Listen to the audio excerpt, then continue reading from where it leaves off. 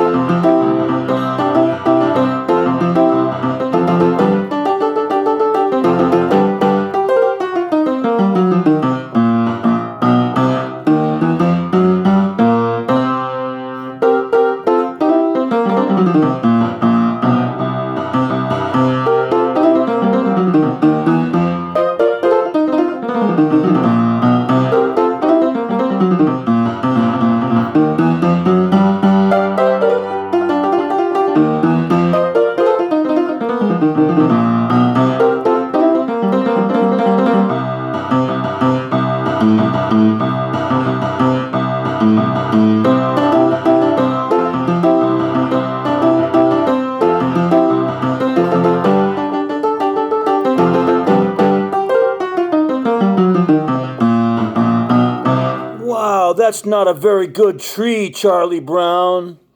Merry Christmas, everybody, and I'm not through. I have a quick art exercise that I'm going to do. I'm going to set my camera apart from the piano just a little bit, and bear with me if you will. Okay, so I'm starting a new position at Brooklyn Collegiate in Brownsville, Brooklyn. I'm so proud and happy to start there. And I'm going to set this video on private, listed only for family, friends, and my students at Brooklyn Collegiate, and probably some of my other videos as well. So the first thing I'll do is I'll examine my pen tip, I'll show you my paper, and you thought we were going to draw Snoopy, didn't you? I don't know what we're going to draw. I don't even know yet. I think we're going to draw a bridge. So everybody say step number one. Boom, line like that. Everybody give me a line like that. Everybody give me a line like that. Everybody give me, we're going to make this the Verrazano. If it was the Brooklyn Bridge, it would have an arch. The Verrazano is rounded on top, like a Keystone arch, as opposed to a clerestory arch or a church arch, which has to do with art history and, stuff that we don't need to worry about right now. What I'm really worried about, or kind of worried about, is math. Who could tell me 10 times 10? I'm not going to write anything down, because I have this set on, what's the word for when something is completely backwards? I'm just so nervous and happy about Christmas, I can't think of any words, but it's inverted. So let's, for instance, if I put 10 square up here, which is 10 times 10, it's inverted, it's backwards. And as I mentioned on a previous video, Leonardo da Vinci used to write backwards, and back then it was hard enough for everybody to read, because reading was not an accepted and necessary aspect of life yet, although it was becoming so. And the person that invented or helped to invent the necessity for reading to become an integral part of society was Gutenberg. And but it was still a relatively new thing. Reading was like, it was something that the masses didn't really know how to do. And that was kind of the way the people on top wanted it. It's called subjugation, and I don't want to get into politics, but I do want to get into social studies.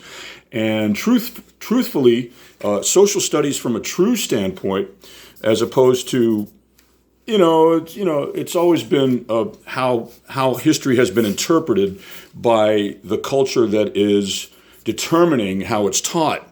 So, what you've learned about history it's fine, and you're going to get tested on it. You need to know what the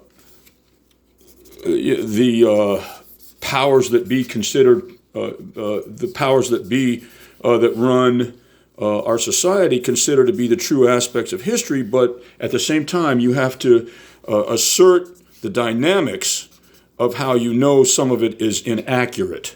Okay, for instance, a lot of people don't consider Columbus to be a hero, but I'm not going to get into all that. What I will get into is the Columbian Exchange, which is just what happened, not it's an objective perspective of what happened when Columbus got here at the behest of Queen Isabella and Ferdinand of Spain. And what happened was horrible slavery and subjugation. But this is what we have so far. This is the Verrazano, but it has aspects of the Brooklyn Bridge. And guess what? I'm not making any pretense. It has the Verrazano's rounded arch, but it also has Brooklyn Bridge kind of detail for indications of the old style Riebling bricks. Riebling was the one that conceived, designed, and had it built. I mean, countless people built it.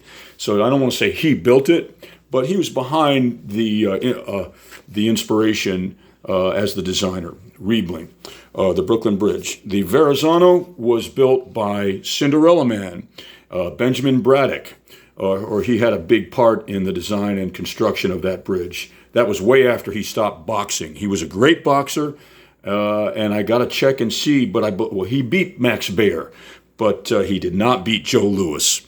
Okay, to be continued. Merry Christmas, Happy Holidays.